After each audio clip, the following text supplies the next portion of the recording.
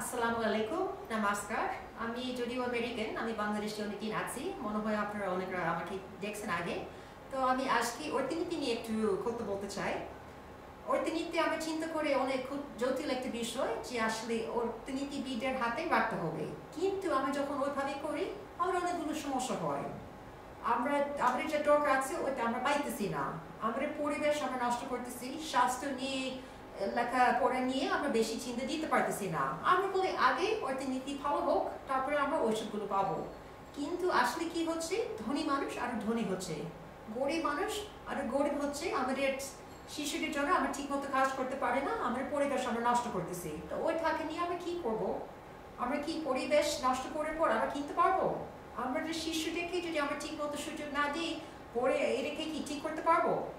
দরকার হচ্ছে আমরা প্রথমে চিন্তা করব আমাদের কি দরকার আছে, আমাদের পরিবেশের জন্য, আমাদের স্বাস্থ্যের জন্য, আমাদের শিশুদের জন্য, আমাদের সব মানুষের জন্য কি কি দরকার আছে। আমরা তাকে নিয়ে পরে চিন্তা করব। প্রথমে আমরা ওইভাবে ফোকাস করব। আমি একটু বই লিখছি, বই যদিও মাত্র ইংরেজিতে আছে। বইয়ের নাম হচ্ছে বিয়ন্ড অ্যাপোলজিস। আমি আশা করি এটা আপনাদের জন্য খুব উপকারী হবে। পরে অনেকগুলো বিষয় আছে যে আমি আস্তে আস্তে ভিডিওতে বুঝাবো। আপনারা আমাদের ওয়েবসাইট থেকে ফ্রি নিতে পারবেন বই, বা আপনারা আমাদের ভিডিওগুলো যদি দেখেন আমরা একসঙ্গে খুঁজবো একটা ভালো সমাধান। অর্থনীতিবিদদের কথা সবসময় না শুনে ওদেরকে প্রশ্ন করে অন্যভাবে আমরা চিন্তা করবো যে আমরা আসলে আরো ভালো একটা পৃথিবী একসঙ্গে বানাবো। ধন্যবাদ।